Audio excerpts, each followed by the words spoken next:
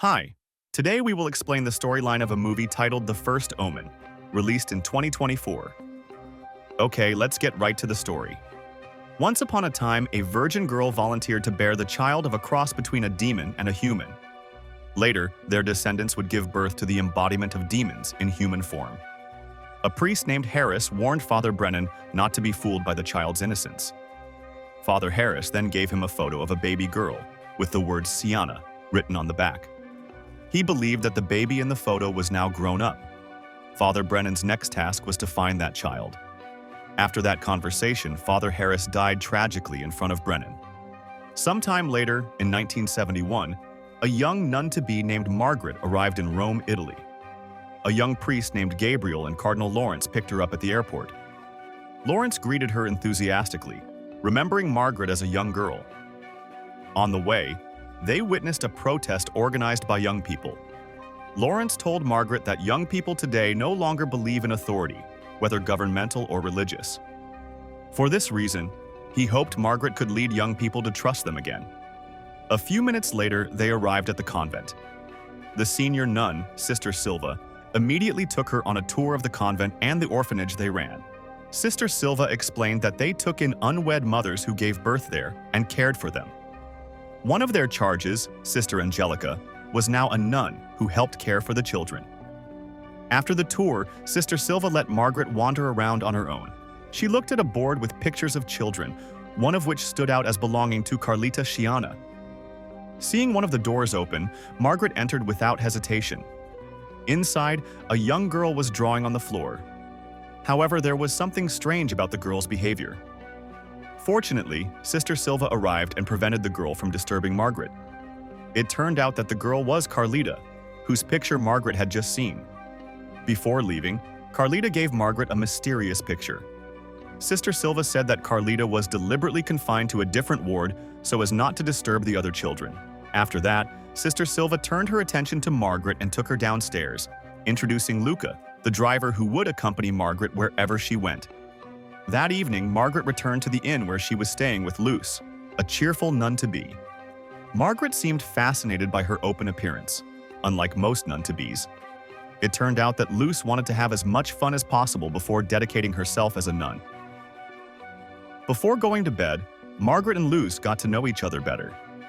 Margaret admitted that she used to be a troubled child, often punished for her overactive imagination, until Cardinal Lawrence picked her up from the orphanage and raised her. Meanwhile, Luce had received spiritual enlightenment since she was 16 years old. The next day, Margaret began her routine. She chatted with the senior nuns and taught the children. That night, after patrol, Margaret accidentally peeked into a room where several senior nuns were tying a girl to a bed. However, before Margaret could see any further, she was caught. The door was closed tightly and locked. Around midnight, Luce invited Margaret to have fun at a bar. She told Margaret to wear sexy clothes, then encouraged her to be confident in her appearance before they left. Although she was still shy and awkward, Margaret followed Luce wherever she went. At the bar, she met a handsome local young man. Margaret was also attracted to him and willingly danced with him, then drank until she passed out. The next morning, Luce admitted that she had saved Margaret by taking her home before anything more extreme happened. However, Margaret felt guilty after doing that. She immediately prayed for forgiveness when she arrived at the convent. That day, Father Brennan found Margaret sitting alone in the town square during her break. He quickly introduced himself and warned Margaret about Carlita and the terrible things that would happen. Margaret didn't believe him and almost left Father Brennan. However, Father Brennan told her to come to St. Rita's convent that night. Upon returning to the convent, Margaret was worried that she hadn't seen Carlita all day. She asked Sister Silva, who told her that Carlita was being punished for hurting a sister. Still, Margaret felt sorry for her and asked Sister Silva to bring them together. Margaret persuaded Carlita to tell her what she had done to deserve the punishment. She felt sympathy for Carlita because they were both often punished, even though they were only moderately mischievous. Suddenly, she heard a girl screaming from inside the convent. Margaret rushed in to find out what was going on. To her surprise, she witnessed a young mother screaming hysterically as she was about to give birth. But even after being given gas anesthesia, her behavior did not change. In her imagination, Margaret saw a figure with sharp claws being born from the woman. Unable to bear witness to the horror, Margaret fainted. According to the nurse who saved her, Margaret was just low on blood. She was sent back to her activities. On one of the benches, Carlita was showing Sister Angelica a drawing. In the drawing, Carlita had drawn a pregnant woman. With a smile, Sister Angelica said that the fetus was part of her, a boy. However, Margaret thought Sister Angelica's reaction was inappropriate. For a moment, Sister Angelica looked offended. She then left Carlita and Margaret. The strangeness did not stop there. After a brief interaction, Sister Angelica went upstairs. Her whole body was drenched in gasoline. Looking at Carlita, Sister Angelica said that what she was about to do was for Carlita's sake. Then, she lit the fire. The shocking sight caused the children and sisters to run away in fear. Margaret remembered Father Brennan's words and believed him. So Margaret went to St. Rita's convent to see Father Brennan that night. She told him about the tragedy that had occurred. Father Brennan then showed her a photo of baby Sienna in the arms of a nun and a radical priest named Spoleto. They were both convinced that the Sienna in the photo was Carlita. Father Brennan then explained that there were two types of churches growing in society: churches that truly upheld religious teachings and churches that allowed heinous acts, such as murder, under the pretext of God's command in order to maintain supreme power. Father Brennan came from the righteous church. However, the other church had a dangerous mission. They feared the growth of secularism, where the current generation no longer wanted to go to church and tended to live rebelliously. For this reason, such churches believed that they had to present something to be feared. Father Brennan said that a small group of priests and bishops intended to give birth to an Antichrist baby boy and control him. They hoped that this figure would bring enough darkness to make people return to the church. Margaret did not believe such a crazy idea existed, but Father Brennan knew better. He believed that someone had to believe it in order to prevent it. Next, Father Brennan told Margaret what he needed from her. He admitted that he was in exile, so his contact with the church was limited. All he had was a photo of Sienna from Father Harris. He believed that whoever Sienna was in the photo was the mother of the Antichrist. He begged Margaret to believe him and help him obtain Sienna's birth certificate so he could look into Sienna's origins and find out how to prevent the birth of her baby. Of course, Margaret did not immediately agree to the request, because as far as she could see, Carlita was not pregnant. Moreover, Carlita was still very young, not old enough to be a mother. Again, Father Brennan reminded her that the child to be born was not human. If they did not act immediately, the demon in Carlita's womb would do everything possible to prevent them. Although she initially refused, Margaret was curious. The next day, Margaret approached Father Gabriel to find out where she could find Carlita's birth history, or how she ended up in the orphanage.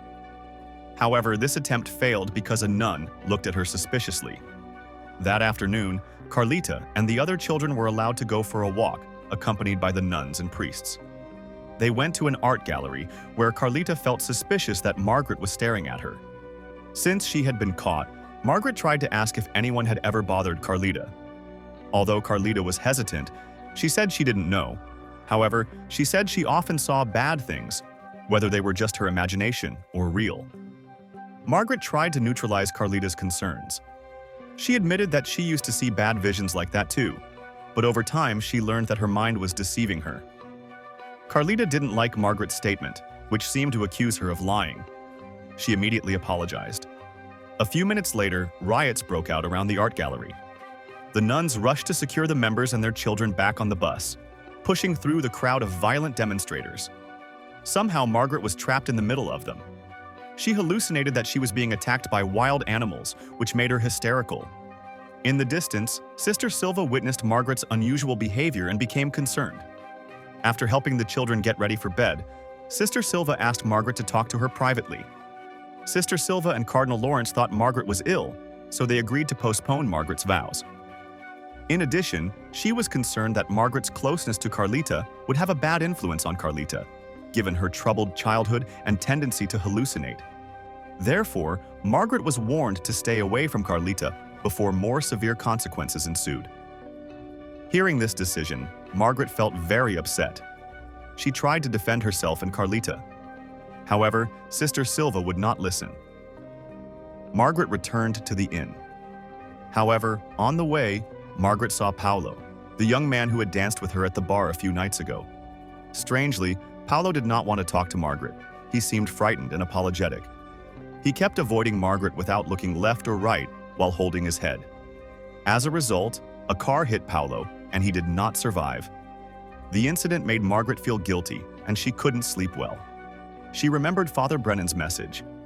The next day, Luce was officially sworn in as a nun in a solemn ceremony. While the sisters and priests gathered in the church, Margaret sneaked into a room and found a key. The key led her to the door of a secret basement room behind the wall. Sure enough, the room contained various files, one of which was Sienna's file. As Father Brennan had said, Sienna was born on the 6th, at 6 a.m. on the 6th month. A small note stated that Sienna must be kept away from other children. However, she discovered another, even more horrifying fact.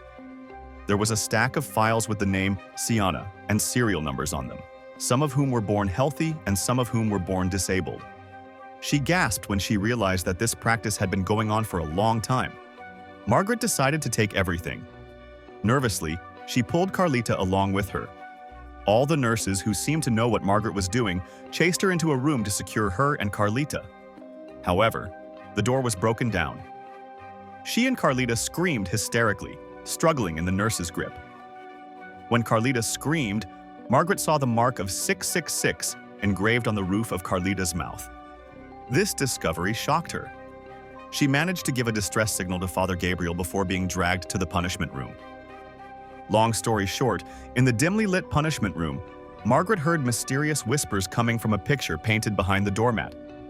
In her mind's eye, the picture simulated how a terrifying creature was born from a girl. Margaret tried to scold the whispers and shadows, but instead heard a reply. Suddenly, Margaret asked who it was. Suddenly, in the darkness, she saw Sister Angelica, covered in burns. She screamed and ran away until Father Gabriel entered and told her that he had successfully obtained Sienna's file. It turned out that Sister Angelica's presence was only a hallucination. After that, Father Gabriel took Margaret to Father Brennan's residence with the file. Father Gabriel said that Father Brennan had approached him so he could help Margaret. The only thing Margaret was worried about was Carlita, who was still left behind at the convent.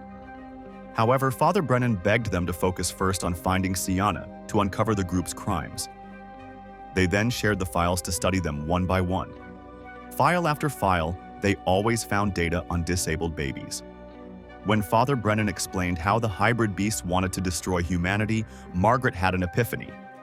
After seeing the mark on Carlita's mouth, Margaret realized that the Sienna in the photo was not Carlita. This was because the baby in the photo had a mark on her head. They went back to looking through the photos of babies in the files. There was only one file whose photo appeared to have been removed, namely the Sienna 5 file. There was no doubt about it. It was Pastor Harris's photo of Sienna. Only then did Pastor Brennan realize that there was another Sienna who was still alive, born in 1950. Margaret looked closely at the baby's photo until she remembered Paolo's gestures and words before he was hit by a car. Paolo told her to check the mark on the head. At first, Margaret didn't understand, but now she knew. It was Sienna in the photo. Furthermore, she now remembered that on the night she met Paolo, she was tied up in the basement and surrounded by people in black robes. A beastly creature then appeared to marry her. With her memory fully restored, Margaret became hysterical until Father Brennan and Gabriel had to hold her down. Carefully, Father Brennan confirmed the mark on Margaret's head. Thus, Margaret's fate hung in the balance, considering that it was the 6th of June. They had to hurry before Margaret's baby was born. Father Brennan took her to a doctor he knew. Along the way, they were very worried that someone from the monastery was following them. Suddenly, from an unexpected direction, their car was hit. All the passengers were unconscious, except Margaret. Her convulsing body fell from the car, ready to welcome an abnormal birth. From another direction, a car stopped. Several people dressed in black got out of the car and picked up Margaret. She woke up in a room lit by candles. The group leader welcomed Margaret, who had regained consciousness with her hands tied. Margaret did not remember who the old man was. However, the man said he knew Margaret was a special girl. Moreover, the baby she was about to give birth to would save their church. Soon after, a nurse injected Margaret with an anesthetic until she was numb. Then, she was taken to another room that had been prepared for the birth. Even so, Margaret was still conscious and terrified. She realized that what was happening was real, not her imagination. She begged the nurses and doctors to release her. However, of course, that did not happen. Meanwhile, on the other side, the members of the convent gathered around to witness the birth. Margaret, now helpless, could only watch as her baby was delivered by cesarean section. A few seconds later, twin babies were born, a girl and a boy. Everyone felt very relieved and happy to welcome the baby boy. The doctor handed the baby to Sister Silva, who then carried him around so that all the members could touch him. On the other hand, no one paid any attention to the baby girl. Margaret asked Cardinal Lawrence to bring the baby boy to her. Without hesitation, Sister Silva handed the baby to his mother, while Cardinal Lawrence felt proud of Margaret's devotion. In his opinion, Margaret had completed the work that God had whispered to her. However, with courage and the last of her strength, Margaret denied Cardinal Lawrence and attacked him. Everyone was shocked by Margaret's reaction. She forced herself to get up and threatened to kill the baby boy in her arms. Sister Silva tried to persuade Margaret to hand over the child. When that failed, Luz stepped forward and stabbed Margaret, causing her to collapse. After all the commotion subsided, Sister Silva gave instructions for the room to be burned along with Margaret and her baby girl.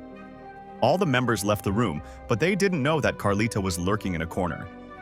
Hearing her daughter's cries, Margaret got up to protect the child.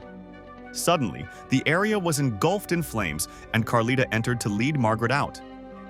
Before leaving, Margaret turned back and saw the figure of a wild creature that was also burning. Meanwhile, Margaret's son was taken to the hospital, where an American ambassador in Rome lost his newborn baby. This child would be given away and would later inherit his parents' privileges, facilitating their mission. On the other hand, a few years later, Margaret now lives with Carlita and her daughter. Father Brennan returns to visit her just to give her a warning. He says that either Margaret or the baby girl should not have survived. With that, he hopes Margaret will be careful because they will be targeted later. Before leaving, Father Brennan tells her the name of her son, Damien.